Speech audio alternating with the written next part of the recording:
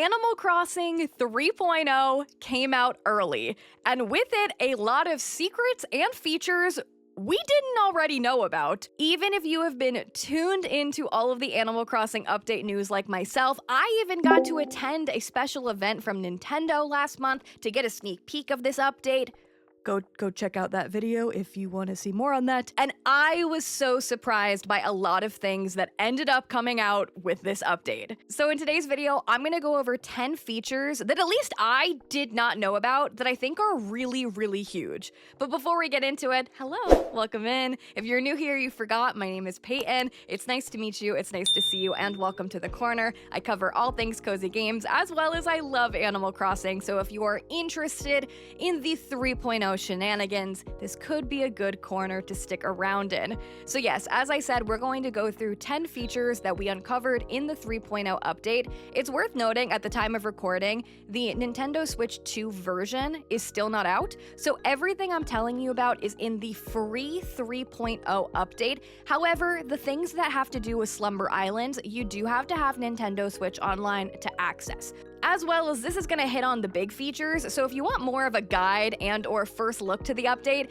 be sure to check out the live stream I did this morning. I rolled out of bed when the update dropped early in the morning, and I screamed, I laughed, I borderline cried, and I discovered a lot that there is to do in the 3.0 update, so I'll link that too, go check that out. And of course, before I get into the video, please be sure to click the lovely little like button, as well as subscribe for more cozy gaming content. Okay, I'm gonna shut up because I know you want to hear about these features, so let's get started. Starting off with the hotel, of course, we knew one of the biggest things in this update was going to be the addition of a hotel on Captain's Dock. Now, the new feature itself that I'm going to tell you about isn't the hotel, as we did know about that, but rather some of the new items that have been revealed through working on the hotel. Now, I don't think I've uncovered every single item in the game quite yet, but through doing all of the rooms in the hotel, I've gotten to see a lot of really fun items. So the way the hotel works is there are 8 different rooms, you can do 2 per day in your game, and you can pick a theme from them. They'll give you 2 different options you can choose from, and based off of the theme you choose, you'll be provided some items that'll match that theme, and everything else will be from your catalog. It's up to you if you want to use the suggested items or not. But through picking some different themes, I got to see some crazy different items that I then unlocked in my catalog that I could buy from Gramps. My favorite item that I've seen so far, of course, is the cat plushie. I teased this one in my Nintendo event video, but I didn't have a picture to show you. But look at this cat plush. Oh my gosh, it is so cute. One of my other favorites is this beautiful stand with these lanterns, and I actually had to take this one to Reese and Cyrus to customize to see what the different variants were. And oh my god, not only can you change the color of the stand, but the actual lantern shades themselves. I also really loved the marble set. It was just so expensive and exquisite and stunning. I also really like the new street lamp, specifically the rusty version of it. I really enjoyed. And who could forget this amazing mug shelf item? Is this not the coziest little thing? Like, I need to make a cat cafe ASAP. I'm showing some other new items on the screen that I verbally am forgetting to mention, but one of the new features, of course, in case you weren't already thinking this was gonna happen, there are tons of new items and they have tons of color variants. So I don't know if this first thing I'm touching on is that shocking. Of course, many of us assumed there would be new items, but I didn't assume that we would have all of these items we're seeing so far. Sticking with the hotel, we're gonna get into our next feature, which is the VIP room. So you'll get to be able to decorate 8 different hotel rooms that villagers will stay in every day. So far, and I've played through like 10 days, the villagers only stay for 1 day, which is kind of interesting and crazy. So you can fill those 8 rooms and they will be swapped out with new villagers every day. You might find them walking around your island, in shops. I found one in the Roost, all over the place. But after you do all 8 rooms, you'll actually unlock another room called the VIP room. Now, this room will work differently because the other rooms, sure, you can redecorate them anytime, but they're not going to reset automatically. Meaning if you choose, okay, I'm gonna do a seaside room, boom, that's the seaside room with whatever design you gave it until you go in and change it otherwise.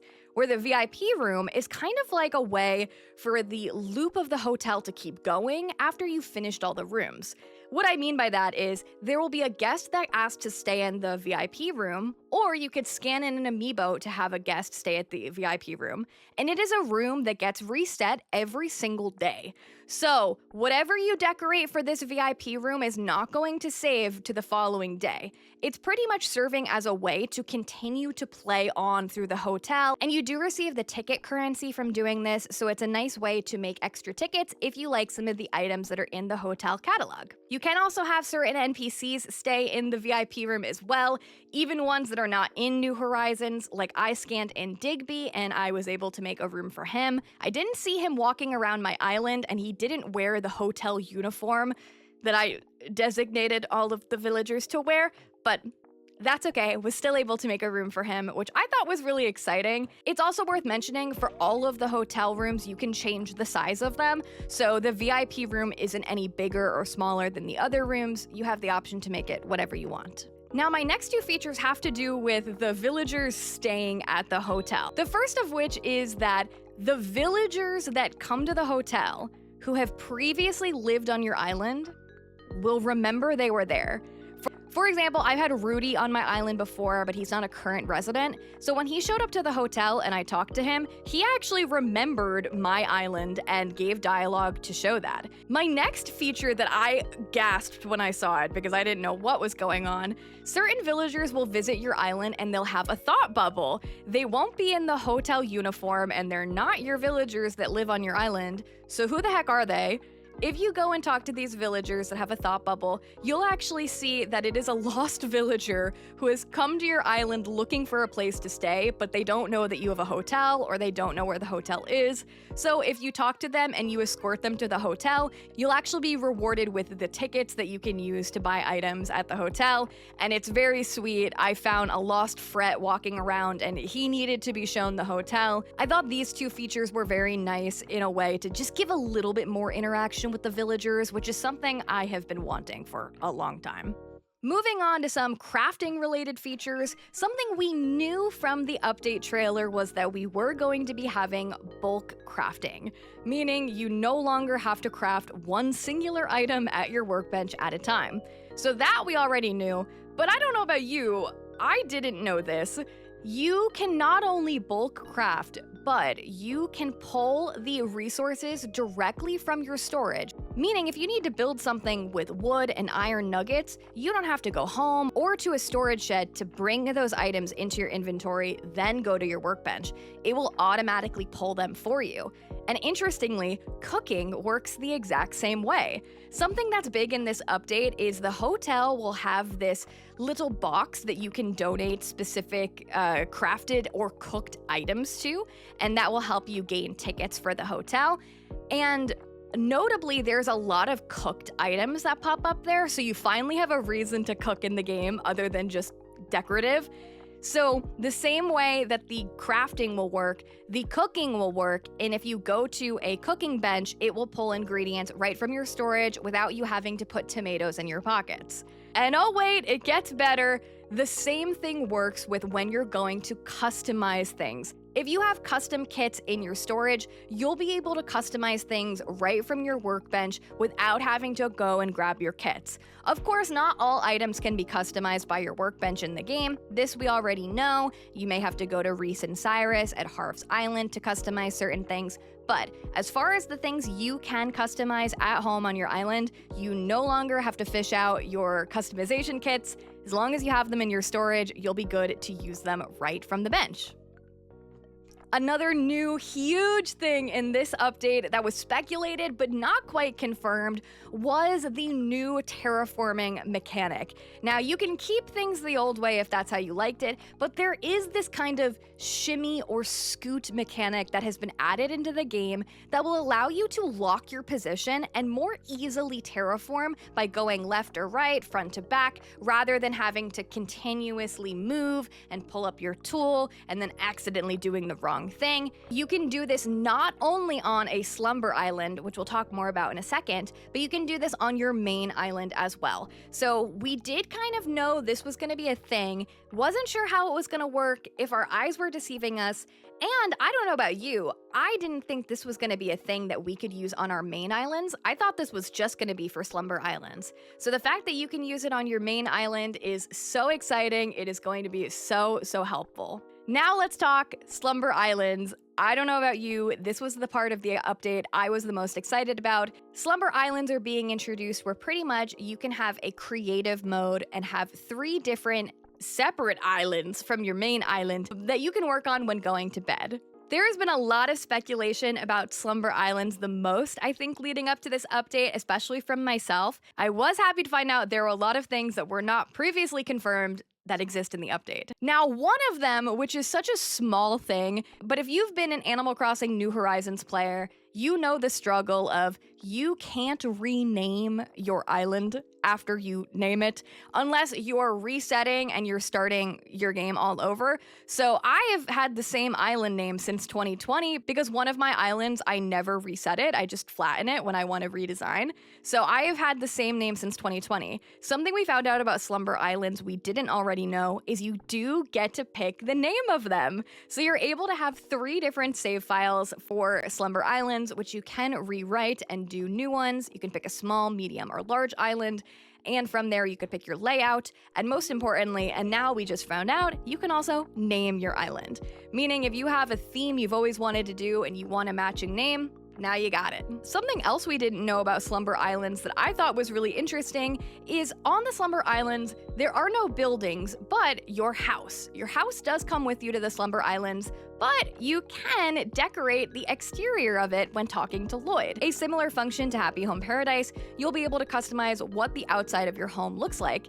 And what I thought was really interesting that I wasn't expecting is your house is empty when you go to a Slumber Island. So I've fully upgraded my house and it's decorated on my current island, but when I go to a Slumber Island, it's completely blank, still fully upgraded with all the rooms, but really leaving it up to your creativity to not only design the outside of your Slumber Island, but also have the option to decorate your interior as well. The next feature is the thing I had the biggest reaction to. I will probably put in a clip of me reacting to it because I was screaming my head off. But having to do with Slumber Islands, we saw in the trailer that you were able to bring your villagers that were currently on your island. So you're allowed to have up to 10 villagers on your island. Those are the ones that you're allowed to have on your Slumber Island. Myself and other people at this Nintendo event last month asked if there would be other villagers that could come to this island. I was told no, but oh boy, can you imagine my shock when I saw this. Okay, let's see the villagers. The red... They lied! They lied! They lied! They lied! Yes! They lied! These are all the villagers I've ever had! So yes, on Slumber Islands, you have your entire catalog of villagers that have ever lived on your island. You can put on a Slumber Island. You can only have 10 at a time running around the Slumber Island, but you could pick from any 10 that you ever have had. And even crazier, if you have people come over your Slumber Island, they can add villagers from their catalog, which I started to notice when I invited some of you guys over and villagers were popping up that I've never had. This is such an incredible feature because a lot of people, like myself, like to kind of have our villagers match whatever theme or vibe we're going for. So this welcomes the opportunity to have even more villagers be on these creative islands. I was so surprised to see this, and I was so glad. And the final feature is definitely the one that has been the most asked about. This one has caused so much of a reaction, and it is a little confusing how it works in the update, so I'm gonna tell you all about it. I'm of course talking about custom designs on Slumber Islands. Now, we knew that we were going to get 3 Slumber Island slots, and so immediately, myself and just about everybody had the idea of, okay, well, are we gonna get more custom design slots? Because It's very easy to fill up your entire menu of custom designs if you've decorated your island fully or, you like to collect codes. So when this sneak peek Nintendo event happened last month, there were different sessions of it, and in the other session, people asked the same question I did: will there be more custom design slots for Slumber Islands?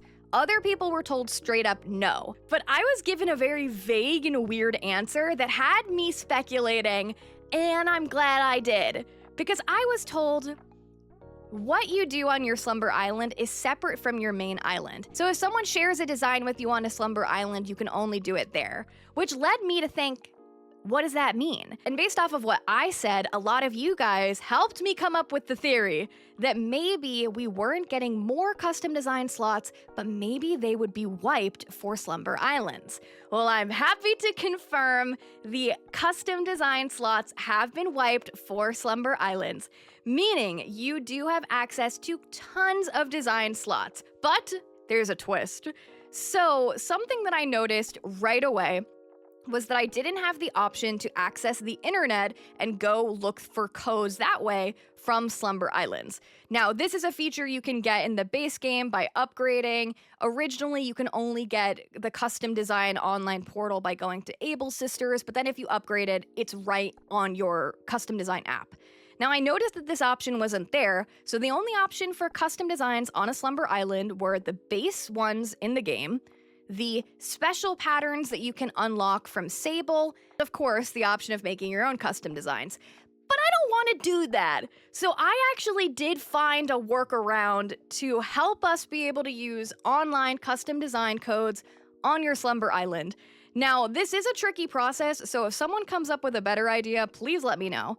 But what I discovered is I ran this experiment where I went back to my original island, and I found one of my codes that I have saved for my city island that would be an easy one for me to re-download later. Particularly, I chose this rat because I remembered the name of the rat, and I knew that I could search up rat friend to re-download it. So I decided to see what would happen if I overwrite one of my custom designed codes. What would that do for a Slumber Island? So I saved over my rat with a picture of a sloth, because sloths are our mascot here in Payton'sCorner, and I went back to the Slumber Island, I placed down my sloth, and so then I went back to my main island and I re-saved the rat code that I had over the sloth. So putting things back to how they originally were. Then I went back to my Slumber Island, and the sloth code I had uploaded is still there and is not overwritten by the rat. So what you can do is you can go about it the hard way like I just did and save over all your custom designs, put them on your Slumber Island, and then go back to your main island and locate all your original designs. Or what I'm proposing to do, I'm leaving a couple custom design slots empty just for the purpose of transferring codes to the Slumber Island. So I'll leave maybe a row or a couple less just of empty codes that I can save to then boot up my Slumber Island, transfer them over there, and then go back to my main island, save more codes from the internet, and go back. Yes, it's a tedious process, but I'm just glad it exists, because a world with Slumber Islands, these creative mode islands, and not having new custom design slots, I think was really going to limit creativity. So this is the workaround I came up with, scrambling at 7 in the morning to figure it out. But we'll have to see if people come up with a better way to handle this. It's also worth noting, too, that if people come to your Slumber Island, they can also use the codes you upload. So even though I saved over my sloth on my main island, it's still there on the Slumber Island, and anybody who came over to terraform and do the nonsense, they were able to use the sloth code that I uploaded. I was really excited to see that we did get the custom designs after all, because a lot of us had lost hope and we thought it was going to be absolutely no. And there you guys have it. Those were 10 of the features that I wasn't personally expecting or knew too much about going into Animal Crossing 3.0. Like I said, this is just the stuff from the free content update, and I've only played it for a couple hours at this time, so I'm hoping I'll discover even more things, but hopefully you have some new features you're excited about. Leave me a comment down below letting me know which part of the update are you most excited for. I'm definitely most excited for the Slumber Islands, but I can't wait to dive in deeper to everything, including I have very big goals to make an entire tiny island on one stream. I cannot wait. So let me know down below what you're excited about, and you can consider subscribing if you're interested in cozy gaming content and Animal Crossing. Thank you so much for watching. I hope to see you in the next one. Bye bye!